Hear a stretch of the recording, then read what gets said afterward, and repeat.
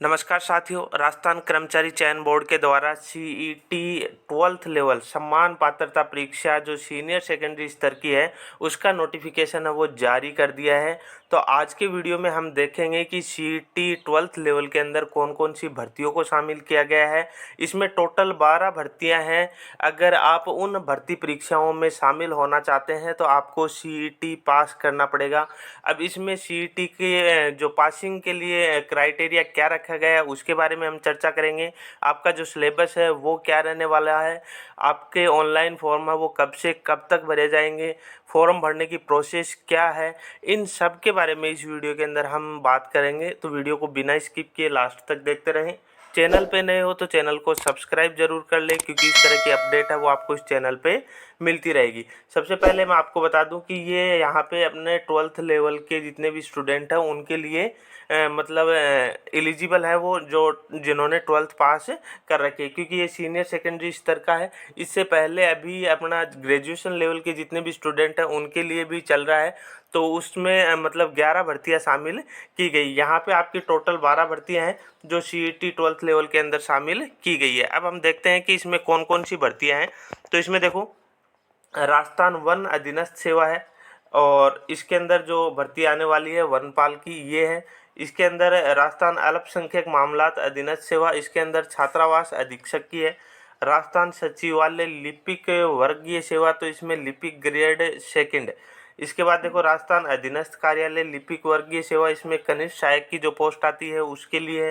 राजस्थान लोक सेवा आयोग कार्यालय लिपिक वर्गीय सेवा, इसमें भी लिपिक ग्रेड की है।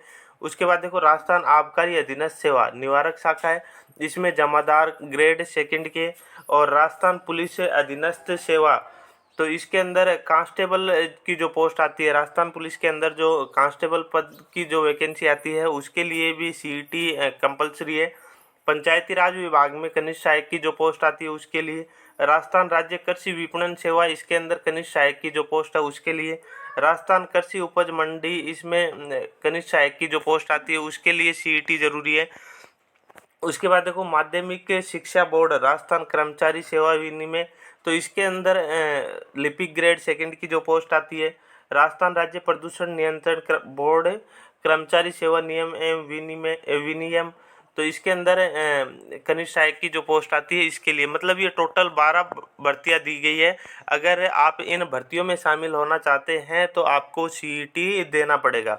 सीईटी अगर आप पास नहीं हो तो इन भर्तियों के फॉर्म आप नहीं भर सकते।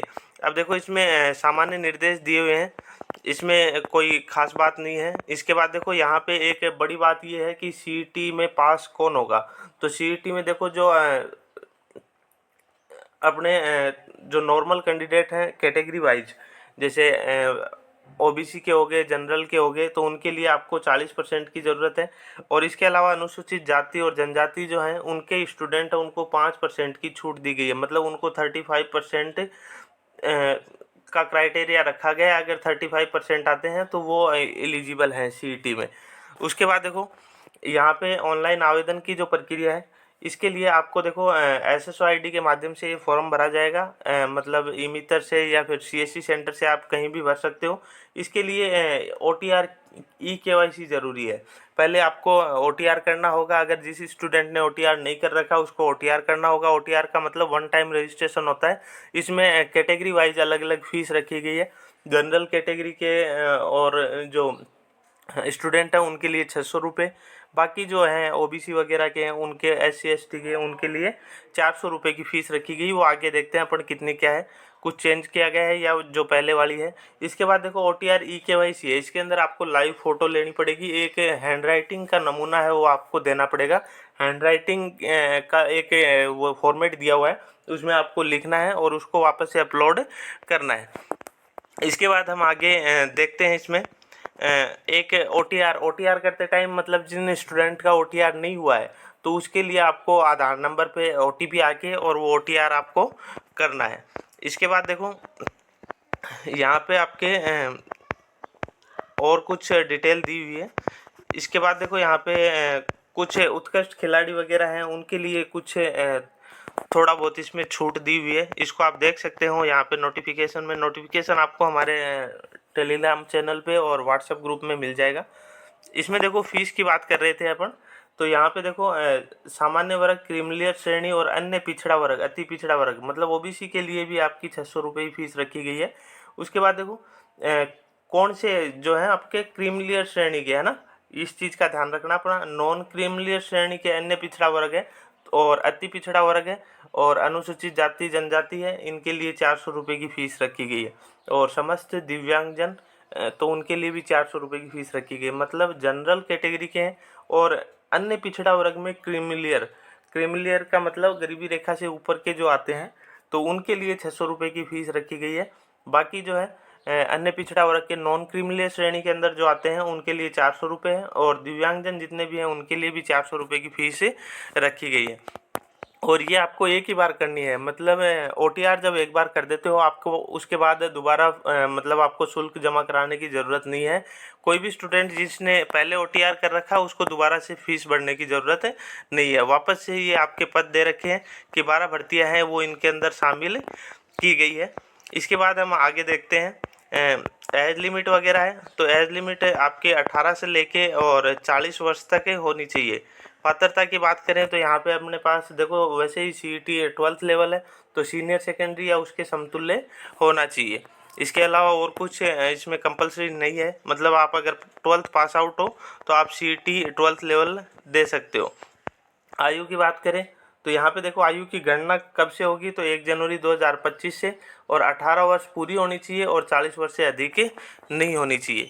मतलब ये आयु के अंदर है। और थोड़ा छूट का भी प्रावधान है, तो इसमें आप देख सकते हो सामान्य वर्ग की महिला को 5 वर्ष की छूट दी गई है और अनुसूचित जाति जनजाति और अन्य पिछड़ा वर्ग है और इनके पुरुष जो अभ्यर्थी हैं उनको भी 5 वर्ष की छूट है।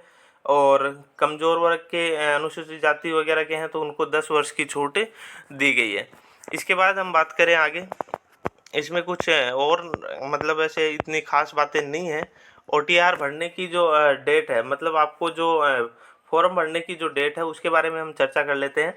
तो इसमें देखो ओटीआर करना है आपको, और इसमें देखो 2 सितंबर से लेके और 1 अक्टूबर तक फॉर्म आपके भरे जाएंगे।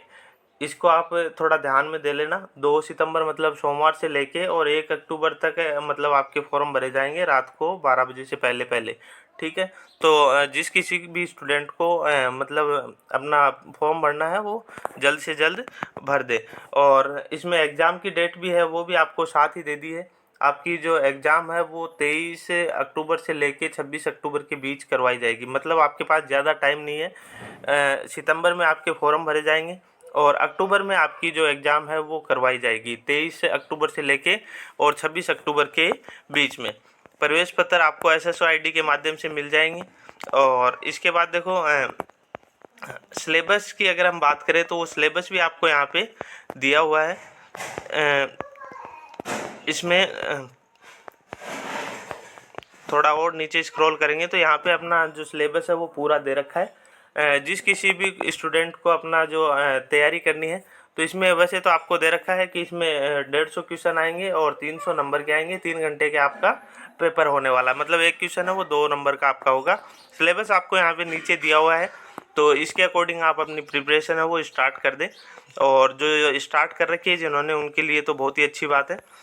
तो इस तरह की ये कंप्लीट नोटिफिकेशन के अंदर हमने देख लिया है कि किस तरह की क्या अपडेट है। तो आज के लिए बस इतना ही, मिलते हैं नेक्स्ट वीडियो में, तब तक के लिए धन्यवाद।